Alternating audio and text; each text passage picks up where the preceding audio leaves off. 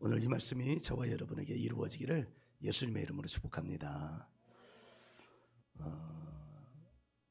지난주에 영화 한 편을 소개를 해드렸죠. 그 전주에도 예배 때 소개를 해드렸는데 이번 주에도 그 영화 얘기로 시작을 하려고요. 대단하게도 30만 명이 넘었대요. 할렐루야.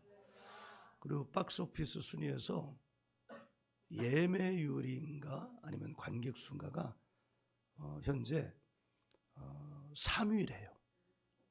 그래서 어느 신문에서는 역주행이라고 표현을 하더라고요. 할렐루야. 대단한 거예요. 참 의미 있는 일이죠. 그래서 그 뉴스를 보면서 무슨 요인이 있었을까? 아마 입소문이 났겠죠. 네, 기독교인의 소재였기 때문에 기독교인들도 안 봐요. 왜냐하면 을에 그려려니 해가지고 말이죠. 그러니까 좀 천편일률적인 스토리일 수밖에 없잖아요. 그러니까 기독교인들도 잘 안 봐요. 근데 이번 영화는 소재가 일단 북한 소재였고 입소문이 날만해요. 왜냐하면 거기 가수가 부르는 이 노래가 가수가 부르니까 너무 잘 부르는 거예요. 근데 이제 그 가수가 아이돌 출신이잖아요. 뭐 그런 요소도 있는데 그런 요소는 10 가운데 하나 정도이고 저도 그 가수가 그 극 중에서 그 노래를 부를 때 깜짝 놀랐어요. 왜냐하면 노래를 잘하는 것도 잘하는 것이지만 그 노래가 영감이 느껴졌기 때문이에요. 이 영화는 두 개의 팽팽한 캐릭터가 이렇게 대립을 해요. 힘이 없는 쪽의 캐릭터들은 진짜 예수 신앙을 가진 사람들이에요. 그리고 힘이 있는 정치 보위부, 정보부, 이 사람들의 일은 종파분자들. 예를 들어 거기서 말하는 종파분자는 예수 믿는 사람들이죠. 예수 믿는 사람들을 색출해 가지고 고문하고 죽일 수 있는 권한이 있는 사람들이에요. 이 두 캐릭터가 강하게 대립을 하는 거예요. 그러니까 실제 영화상으로서도 그런 긴장감이 있는데 실제로는 얼마나 큰 긴장이 있겠어요. 우리 여기서도 만일 이 공간 안에서도 서로 의견이 대립이 되는 것만도 긴장이 되잖아요. 근데 거기는 생사가 걸린 문제로 긴장이 되니까 얼마나 큰 긴장이 있었겠어요. 그런데 이 긴장이 그 노래, 광야를 지나며라는 그 노래를 분수령으로 해서 긴장이 점점 사라지고 이 사람들이 하나의 캐릭터로 연결이 됩니다. 어느 쪽이 어느 쪽으로 갔냐면 예수 신앙을 절대적으로 부인하는 사람들이 예수 신앙을 절대적으로 긍정하는 사람들 쪽으로 이렇게 넘어가요. 그런데 그 시작은 아주 코믹하게 주연 배우가 박시우라는 배우인데 이 배우의 눈에 이제 모든 게 뭐로 변화가 되냐면 십자가로 변화되는 거예요. 어느 한 사람이 문을 열고 들어와서 지쳐가지고 양문을 열고 이렇게 고개를 숙이는데 그 모양이 십자가로 형상화가 되는 거예요. 벌레 물리면 여기가 이렇게 붉히잖아요. 근데 거기 이제 가장 나이 많은 배우가 저도 어렸을 때 그렇게 했는데 붉히면 손가락으로 눌리면 그 간지러운 게 좀 사라지잖아요. 그렇게 이렇게 눌렀는데 그게 무엇으로 클로즈업이 되냐면 십자가로 클로즈업이 돼요. 그래서 이제 번민하는 거예요, 이 주인공이. 그 번민하는데 공간이 어둡게 변하는데 번민하다가 창을 봤는데 창에서 빛이 들어오는 거예요. 뭘로 그게 변화되냐면 십자가로 변화되는 거예요. 이것과 함께 그 노래, 광야를 지나며 하면서 노래 부르는 정진훈 그 캐릭터가 더 악랄했거든요. 그런데 이 배우가 자기도 모르고 그 안에 다 놀랄 만큼 찬양을 하는 거예요. 그러면서 이렇게 넘어가는 거예요. 여기서 우리가 봐야 될 핵심 뭐냐? 예수 신앙을 절대적으로 부인하던 사람들이 변하는 거예요. 변하여 어떤 일이 일어났느냐면 하나님을 만난 거예요. 그들은 처음에는 비록 가짜였어요. 그런데 그들이 가짜였지만 진짜처럼 연기를 해야 됐기에 주여를 불렀어요. 그런데 그 옆에 절대 신앙을 가졌던 사람이 누군가 진짜가 되려면 성경을 읽어야 된다. 그것도 소리내서 읽어야 된다. 그리고 성경을 또 읽기 시작을 했어요. 그리고 이제 기도에다가 성경에다가 거기에 마침표를 찍은 게 뭐냐? 불을 붙인 게 뭐냐? 찬양이에요. 찬양은 어떤 의미를 가지고 있는 거예요? 하나님이 이 세상에 인간을 지으신 제1의 목적이 뭐예요? 이 백성은 내가 나를 위하여 지었나니 저들로 나를 어떻게 찬송케. 그게 찬양이거든요. 그러니까 거기까지 간 거예요. 그러면서 자기도 모르게 마음이 변화가 생기기 시작한 거죠. 그러면서 결국은 이 본래 예수 신앙의 절대 신앙을 가지고 있던 이 사람들은 사형을 당해야 될 형편에 처해졌는데, 예수 신앙을 절대적으로 부인하던 이 두 사람이 변하여서 예수 신앙을 절대적으로 긍정하던 이 사람들을 살려주고, 이 두 사람은 사형을 당하게 되는 게 이 영화의 핵심입니다. 그들이 말씀을 읽었어요. 그들이 기도를 했어요. 그들이 찬양을 했어요. 그러면서 그들의 마음이 변화가 됐어요. 변화가 된 건 뭘 의미하느냐면 하나님을 만났다는 거예요. 그러니까 자기들도 모르게 그들이 무엇을 했느냐면 뭐란 거예요? 예배를 드린 거예요. 할렐루야. 예배란 뭐냐? 예배란 바로 여기 이거예요. 예배란 하나님을 만나는 것입니다. 할렐루야. 오늘 예배를 통하여 여러분 하나님 만나시기 바랍니다. 예수님의 이름으로 축복합니다. 그런데 어떻게 해야 하나님을 만나는가? 여기 앉아있는 게 하나님 만나는 건가? 아니요. 앉아있는 건 하나님 만나는 게 아니에요. 오늘 말씀을 통해서 예수님은 어떻게 해야 진짜 예배가 되냐, 즉 어떻게 해야 하나님 만나는 거냐, 이거를 사마리아 여자에게 차분히 가르쳐 주셔요. 오늘 우리가 이 말씀을 잘 듣고 받아 배워서 우리도 하나님을 만나는 예배, 늘 만나는 예배가 되기를 예수님의 이름으로 축복합니다. 오늘 말씀은 성경에서 유일하게 마태, 마가, 누가, 요한은 복음에서 예수님의 일대기 가운데 유일하게 예수님이 직접 예배를 언급한 유일한 곳입니다. 다른 데서는 예배를 언급하지 않았어요. 여기에서만 예배를 언급했어요. 물론 여기 예배라고 사용된 프로스퀴네오라는 이 말은 다른 데서 많이 사용되어졌는데 예수님의 입으로 사용된 것은 바로 여기가 유일합니다. 예배라는 이 단어, 헬라어 단어는 두 단어가 연결이 된 거예요. 하나는 뭐뭐를 향하여라는 프로스라는 단어와 입맞추다라는 단어인 퀴네오라는 단어가 합해져서 예배를 뜻하는 단어가 되었어요. 이 예배라는 말은 사실은 불교 언어입니다. 동양 문화적 언어이죠. 근데 이것을 기독교가 차용을 한 거예요. 이 예배라는 말의 국어 사전적 의미는 이거예요. 예의를 갖추어 하나님을 경배한다. 근데 여기서 아멘하면 안 돼요. 이거는 전형적인 동양적 언어이기 때문이에요.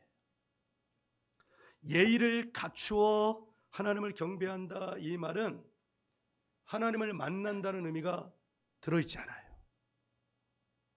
하나님을 만난다라는 성경의 의미는 뭐냐?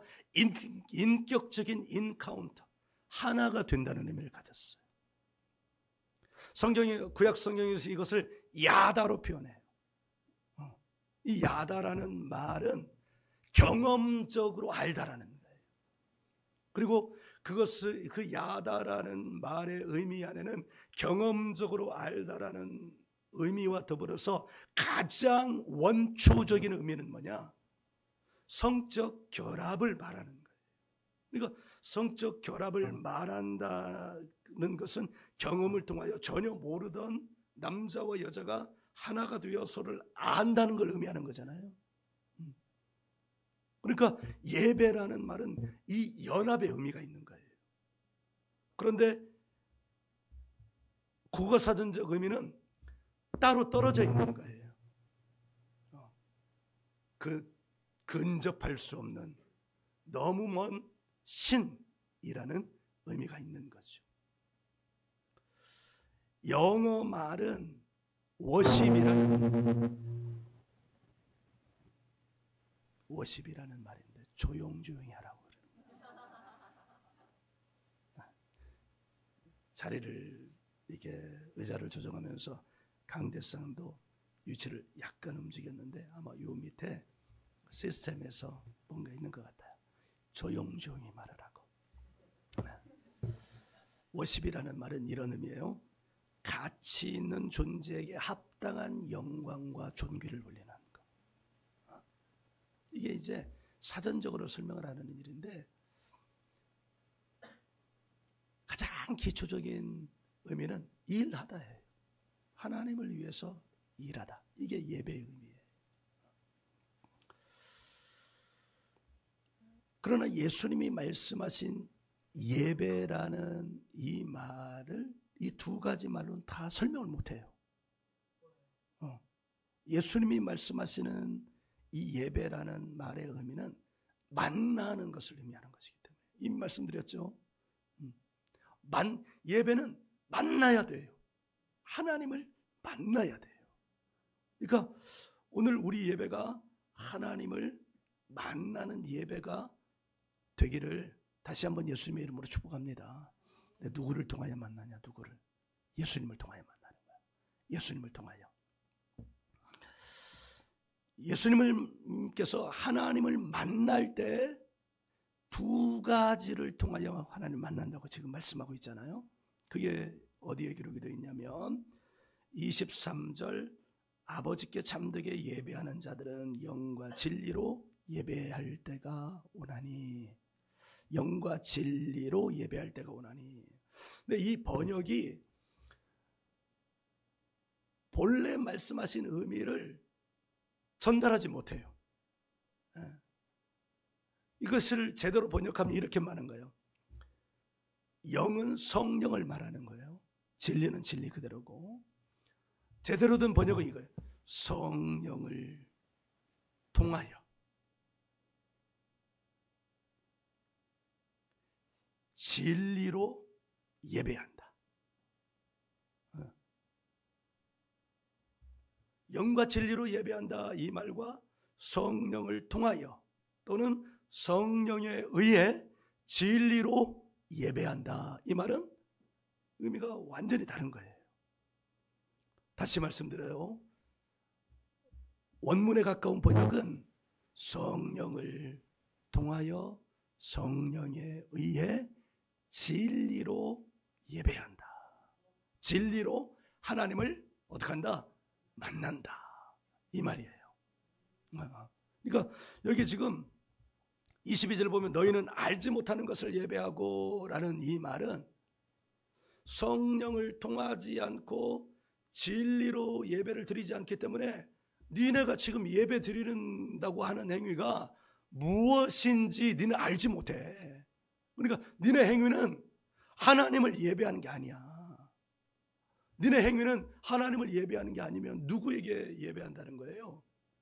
하나님이 아닌 다른 영적 존재. 하나님이 아닌 다른 영적 존재는 우상이거나 마귀이거나 이런 거라는 거예요. 오늘 내가 너에게 예배가 무엇인지, 예배 대상이 누군지, 어떻게 예배하는지를 내가 분명히 가르쳐 주겠다. 지금 이렇게 말씀하고 있는 거야. 자, 우리 이 말씀을 이해하기 위해서는 먼저 영과 진리 가운데 성령에 대해서, 영에 대해서 먼저 살펴보겠습니다. 이 말씀을 이해하기 위해서는 예수님이 또 영에 대해서 직접 언급하셨어요. 6장, 요한복음 6장 63절, 요한복음 6장 63절 찾으셨으면 할렐루야. 같이 읽어요.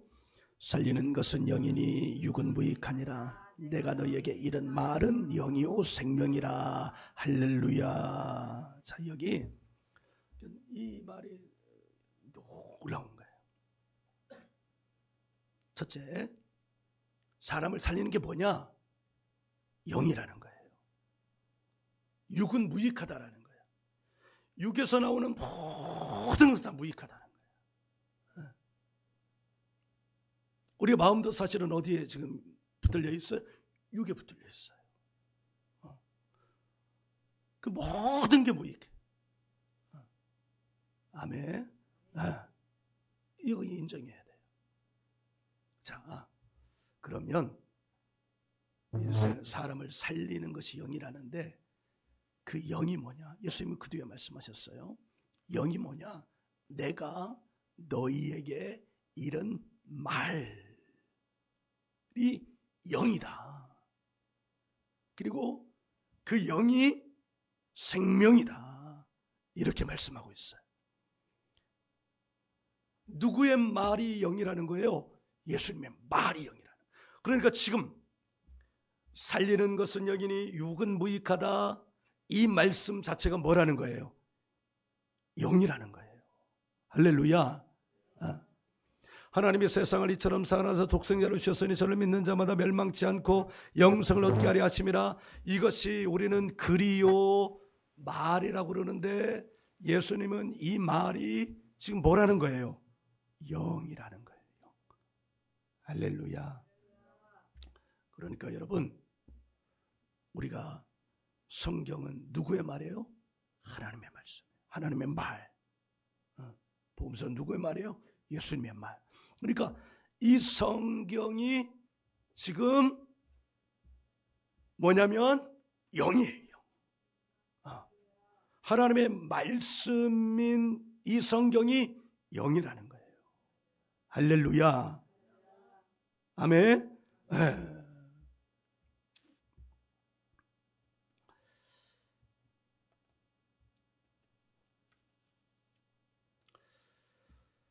좁게는 영은 예수님의 말씀, 넓게는 기록된 모든 성경, 이것이 바로 영인 겁니다. 자, 이제 우리는 이것을 알게 됐을 때, 예수님이 마귀에게 공격받았을 때 너 이 돌덩이로 떡을 만들어 봐, 그리고 너 먹어, 배고프잖아, 이렇게 시험을 했을 때 예수님이 뭐라고 말씀하셨냐면 마태복음 4장 4절에서 한번 찾아볼래요? 마태복음 4장 4절. 그러니까 우리가 말씀을 찾고 말씀을 보고 말씀을 읽는다는 것은 지금 우리가 뭘 만나는 거냐면 영을 만나는 거예요. 자, 할렐루야. 자, 같이 읽어요. 예수께서 대답하여 이르시되 기록되었으되 사람이 떡으로만 살 것이 아니요 하나님의 입으로부터 나오는 모든 말씀으로 살 것이라 하였느니라 하시니. 아멘. 여러분, 이 말씀이 영이라는 것을 믿으시기를 바랍니다. 그러니까 마귀는 떡을 말했는데 예수님은 왜 말씀을 말했을까? 이 말씀의 원형은 어디에 있냐면 신명기 8장 3절에 있거든요. 그래서 찾지 않아도 돼요. 이 장면은 모세가 이스라엘 백성들에게 40년 동안 너희에게 하나님이 만나를 먹이셨다. 줄이지도 않고 헐벗지도 않고. 그리고 거기서 하나님의 입으로 나오는 모든 말씀. 근데 사실은 거기서 만나를 먹었잖아요. 근데 그 만나가 어떻게 나온 거예요? 하나님의 말씀으로부터.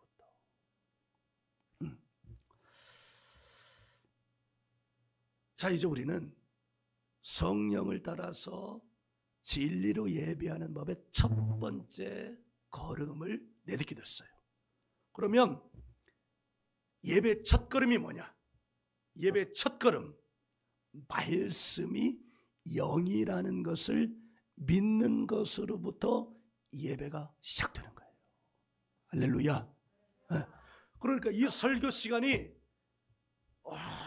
얼마나 중요한 시간이냐면, 이 설교를 통해서 선포되는 말씀이 영으로 지금 나에게 어떻게 하는 거예요?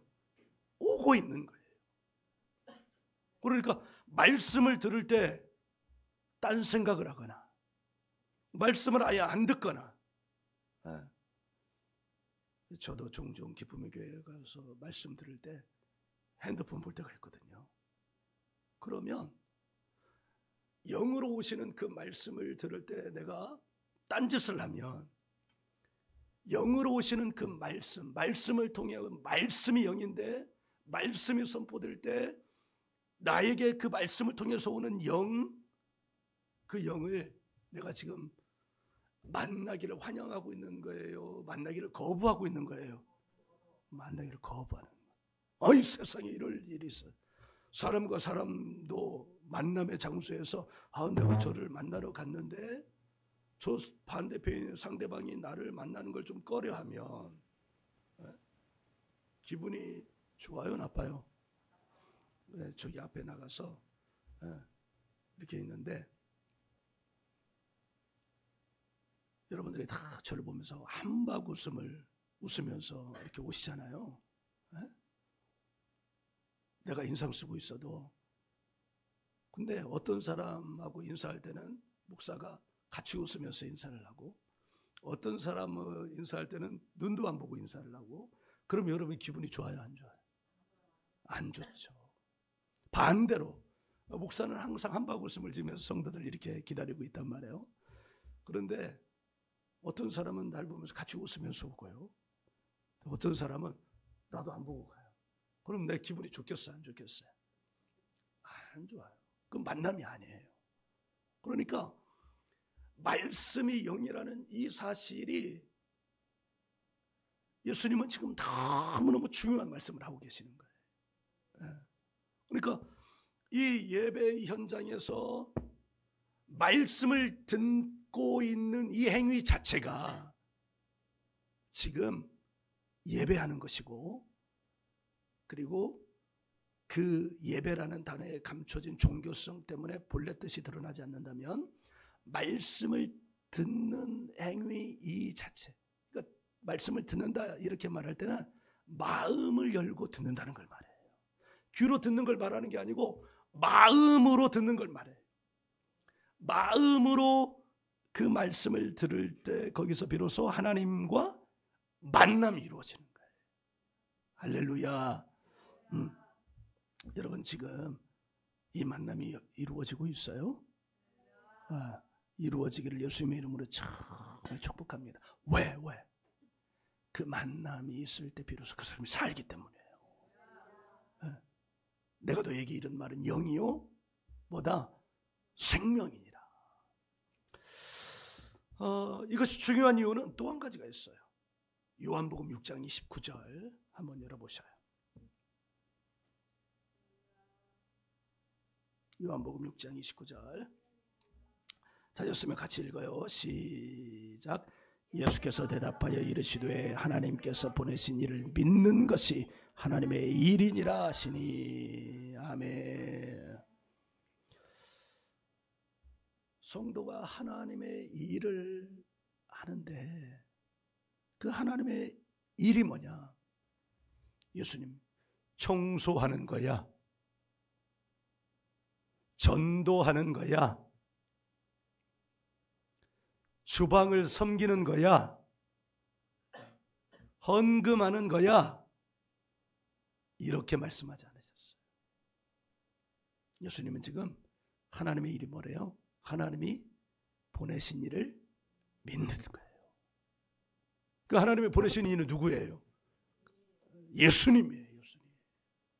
그러니까 예수님을 잘 믿는 것이 하나님의 일을 잘하는 거예요.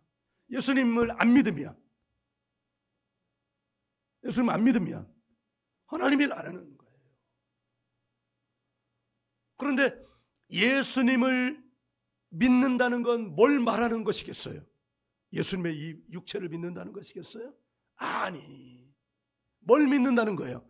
예수님의 말을 믿는다는 거예요. 내가 생명의 떡이야. 할렐루야. 내가 선한 목자야. 할렐루야. 내가 빛이야. 할렐루야. 예수님이 생명의 떡이래요. 그럼 그걸 어떻게 해야 돼요? 생명의 떡을 먹어야죠. 생명의 떡을 먹는다는 건 뭘 말하는 거냐면 말씀을 먹는다는 거예요. 말씀이 내 안에 있게 한다는 거예요. 할렐루야. 말씀이 내 안에 있다는 것은 내 안에 뭐가 있다는 것일까요? 영이 있다는 거예요. 영이. 할렐루야. 내 안에 영이 있게 하는 거, 이게 예배의 첫걸음이라는 거예요. 내 안에 그 영이 있고 성령의 기름 부으심의 기도를 받을 때 어떤 일이냐, 안에 있는 영과 바깥에서 안수를 통해서 임파테이션 되는 영이 만나 뭘 일으키냐면 스파크를 일으켜요.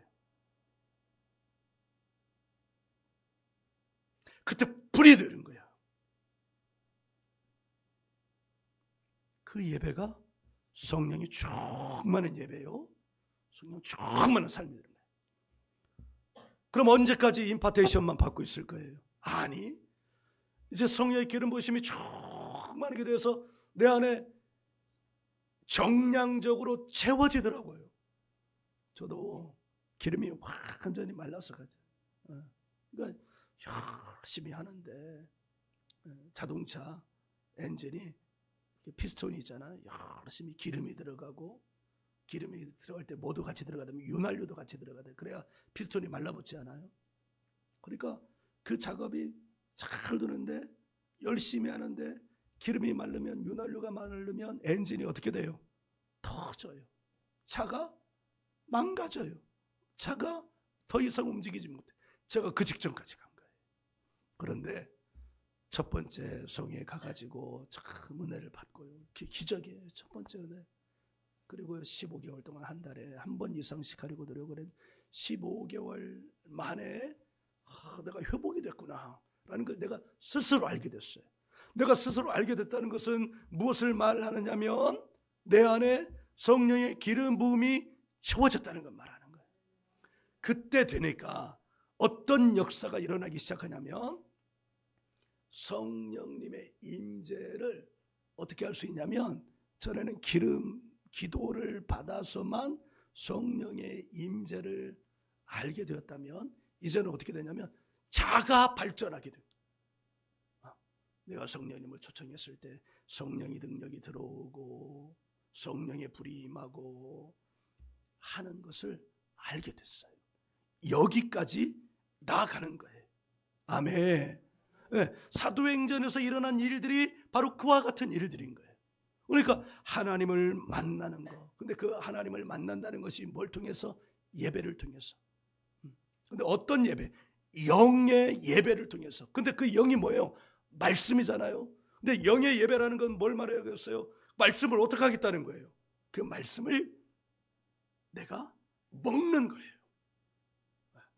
밥을 먹으면 입을 통해서 밥이 들어가서 내 안에 위에서 소화가 돼가지고 내 몸의 모든 곳으로 가서 내 몸을 원활하게 움직이는 양분이 되게 하는 것처럼, 내가 말씀을 먹는다는 건 그 말씀을 내가 먹어서 그 말씀이 소화가 돼서 내 몸의 모든 곳으로 보낸다는 걸 말하는 거예요. 나를 건강하게 만드는 거예요. 그래서 그 말이 뭐가 돼요? 생명이 되는 거예요. 음식은 육체를 건강하게 만드는 양식이라면 말씀은 영을 건강하게 만드는 양식이에요. 예수님이 뭐라고 말씀하셨냐면 6장 27절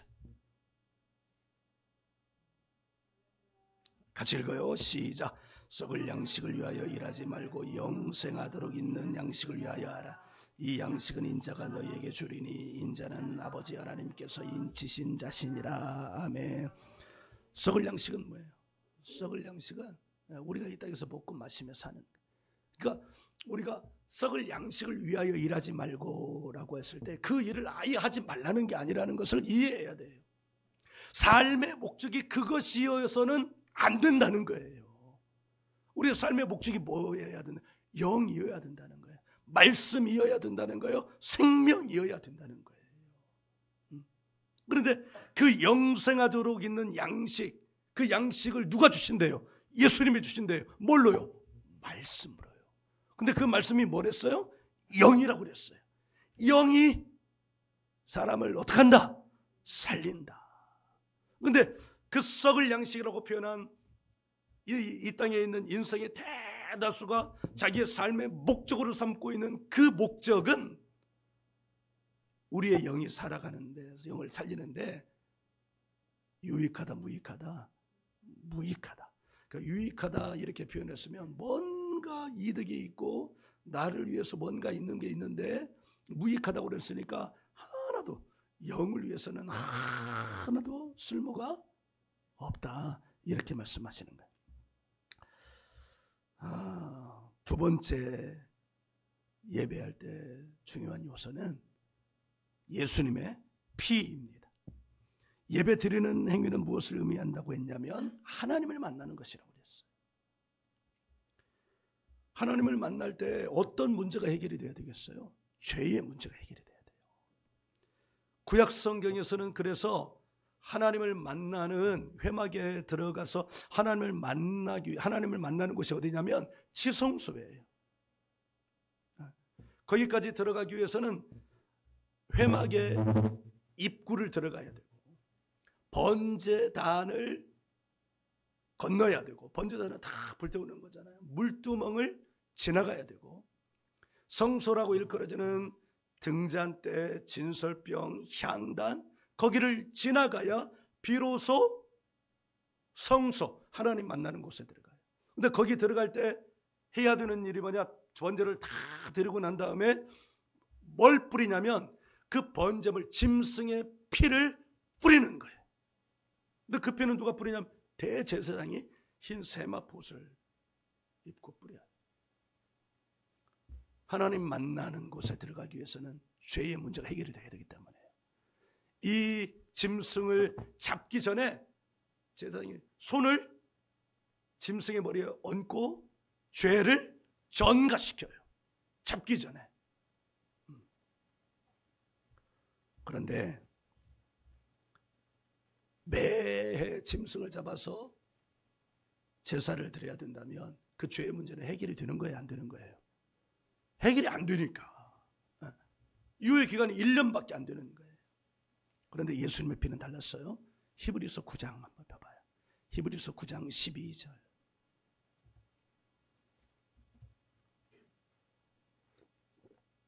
히브리서 9장 12절 찾았으면 할렐루야. 같이 읽어요. 시작. 염소와 송아지의 피로 하지 아니하고 오직 자기의 피로 영원한 속죄를 이루사 단번에 성소에 들어가셨느니라. 아멘. 짐승의 피가 아니라 누구의 피로? 예수님의 피로. 속죄가 매해 반복이 돼야 되는 거예요? 아니면 영원한 속죄예요? 영원한 속죄예요. 그 한 번으로 하나님 만나는 성소에 들어간 거예요. 예배라는 말의 뜻이 하나님을 만난다는 것이었어요. 지금 여기 하나님을 만나는 거예요. 하나님을 만나기 위해서는 예수님의 피를 뿌려야 합니다. 그러니까 제가 이제 여러분 오기 전에 기도하면서 이전에 예수의 영으로 예수의 피를 뿌린 거예요. 로비에 예수 피를 뿌리고, 복도에 예수 피를 뿌리고, 더리즈물에 예수 피를 뿌리고, 페이스홀에 예수의 피를 뿌리고 심지어 화장실에도 예수의 피를 뿌리고 우리 성도들이 갈 만한 모든 곳에 예수의 피를 뿌리고 여러분들 왔을 때 여러분의 머리에 예수의 피를 영적으로 뿌렸어요. 왜? 하나님을 만나기 위해서는 예수님의 피를 뿌려야 하기 때문이에요. 히브리서 9장 14절 바로 밑에 있죠? 같이 읽어요. 하물며 영원하신 성령으로 말미암아 흠없는 자기를 하나님께 드린 그리스도의 피가 어찌 너희 양심을 죽은 행실에서 깨끗하게 하고 살아계신 하나님을 섬기게 하지 못하겠느냐. 아멘. 지금 이 히브리서 기자가 히브리서를 쓸 때는 예수님은 이 땅에 계신 거예요? 하늘에 계신 거예요? 하늘에 계신 거예요. 그러면 어떤 사람이 이렇게 질문할 수 있어요. 예수 피가 2000년 전에 십자가에서 단 한 번 뿌려졌는데 그게 무슨 효력이 있느냐. 만일 그렇다면 여기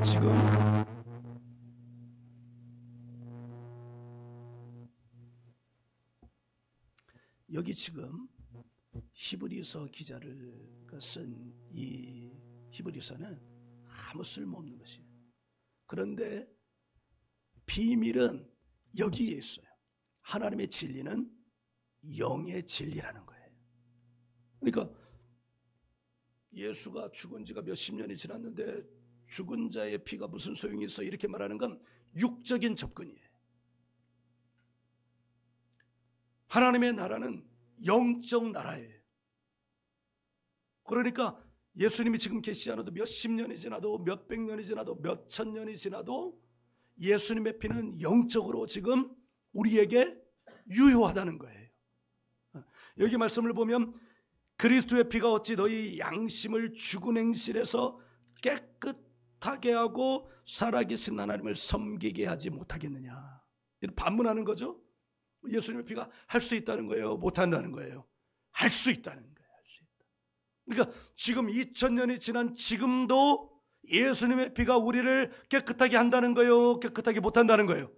깨끗하게 한다는 거예요. 할렐루야. 여러분 이 말씀을 믿으십니까? 이 말씀을 받아들이십니까? 이 말씀이 수용이 됩니까?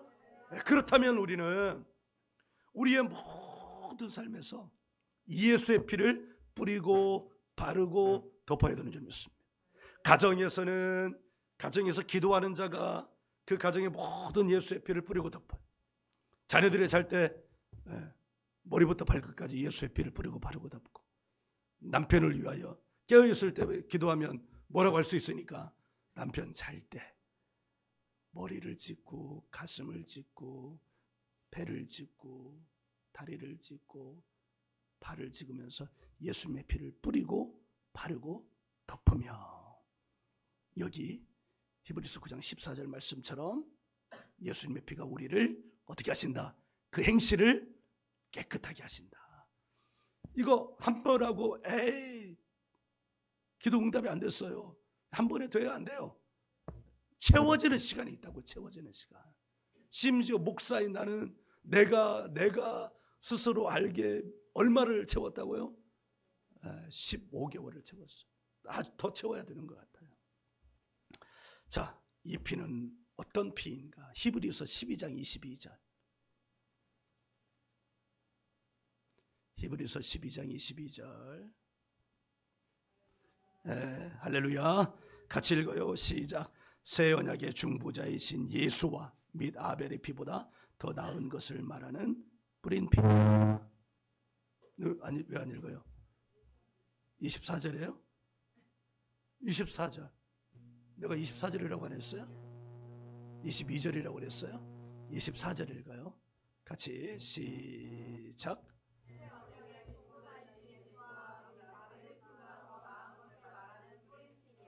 네, 이 번역도 매끄럽지 않아요. 이 번역은 이렇게 읽으면 예수의 피와 아벨의 피가 동등하다고 표현하는 것 같잖아요. 그런데 이 말은 본래 뜻은 뭐냐? 예수님의 피가 아벨의 피보다 낫다라는 말이에요. 어떻게 예수님의 피와 아벨의 피를 비교하겠어요?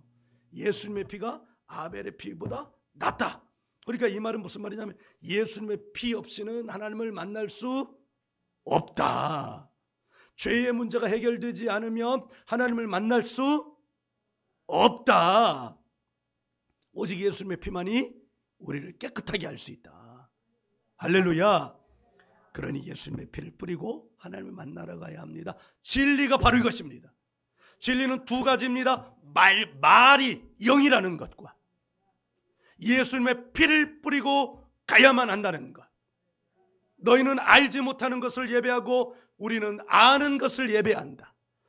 그렇게 예배할 때가 오라니 곧 이때라. 누구를 통하여?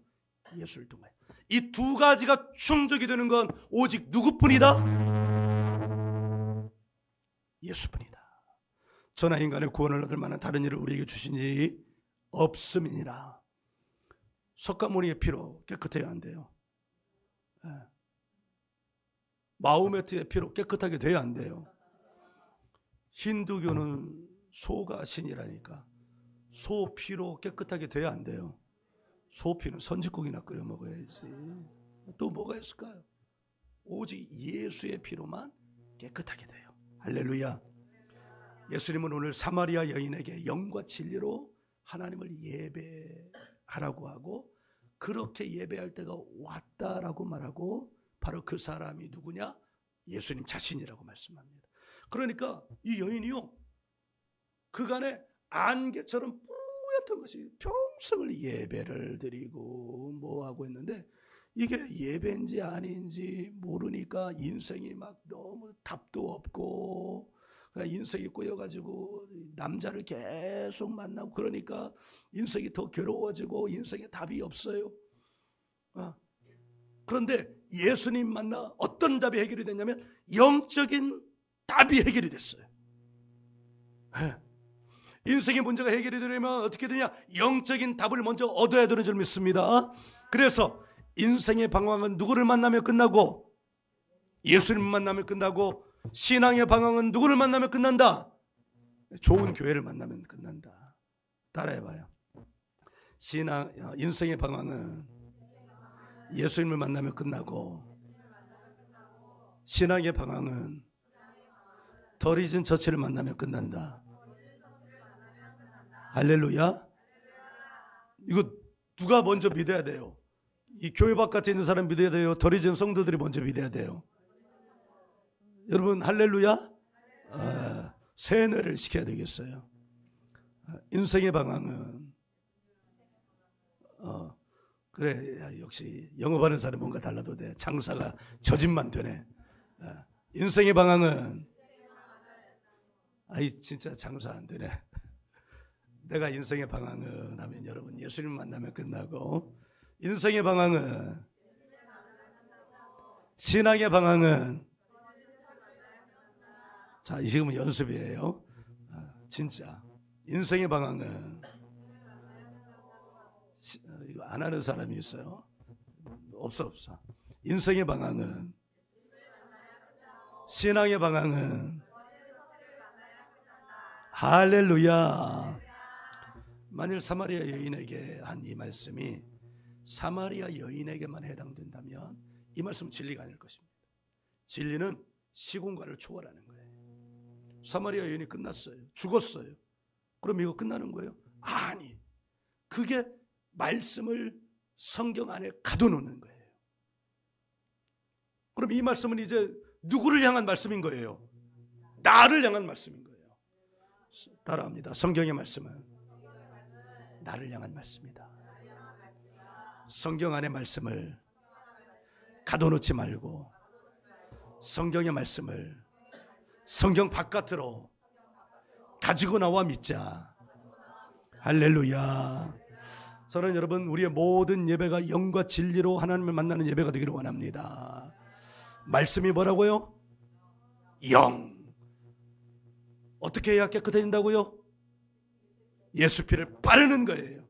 예수 피를 뿌리는 거예요. 아멘. 오늘 바로 지금 여기 이곳에서 드리는 이 예배부터 우리의 예배가 영과 진리로 하나님을 만나는 예배가 되기를 예수님의 이름으로 축복합니다. 할렐루야. 그래서 사마리아 여인이 인생의 답을 얻고 자유를 얻은 것처럼 저와 여러분도 인생의 답을 얻고 자유를 얻으시기를 예수님의 이름으로 축복합니다. 아멘.